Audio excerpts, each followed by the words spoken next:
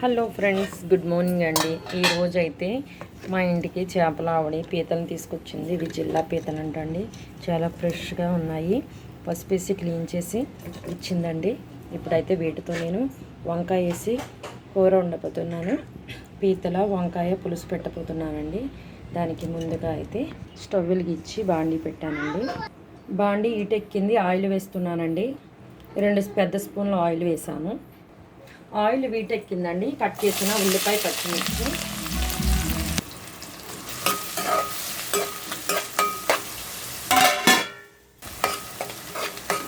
ఉల్లిపాయ పచ్చిమిర్చి వేగింది కదండి. కాసంత పసుపు,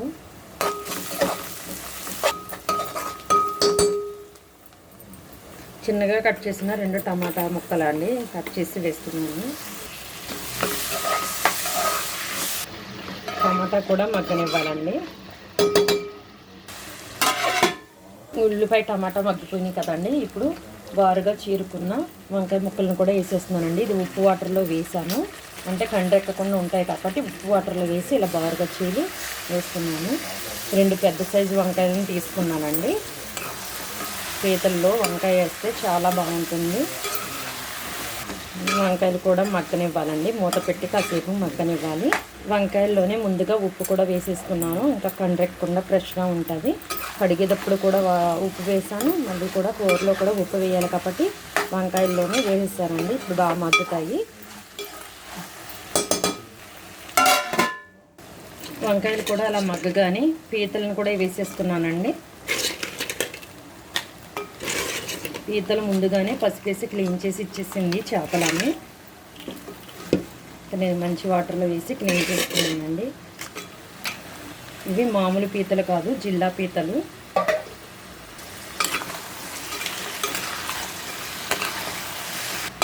మొత్తం కలిపేసాం కదండి. ఇవి కూడా కాసేపు మూత పెట్టి నీసు వాసన పోయే వరకు మగ్గనివ్వాలి. ఇప్పుడు కారం వేయాలండి. 2 స్పూన్ల కారం, ఆడిచ్చిన కారం అండి. ఫ్రెష్గా ఉంది, చాలా ఎర్రగా బాగుంది.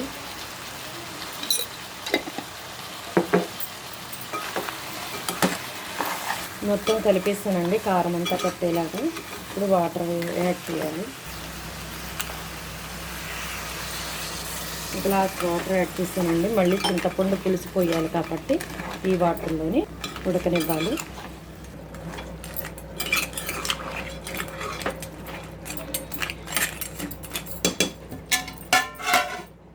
పులుసు మరుగుతుంది కదండి. ఇప్పుడు చింతపండు పులుసు వేస్తున్నాను.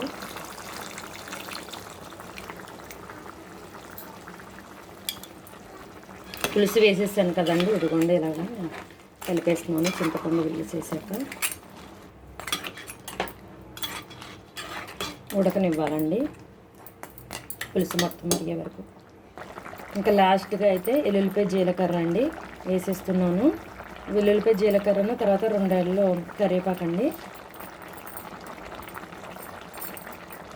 ఫైనల్గా అయితే ఒకసారి కలిపేసుకున్నాం. రెడీ అయిపోయినట్టేనండి. ఒక 2 మినిట్స్ వెల్లుల్లిపాయ జీలకర్ర ఇప్పుడే వేసాం కాబట్టి కాస్త అంతా ఉడకనివ్వాలి. ఫైనల్గా అయితే కూర రెడీ అయిపోయింది ఫ్రెండ్స్. పీతలు వీగురు అన్నది. ఒక స్టవ్ ఆఫ్ చేసుకోవటం ఉంటుంది.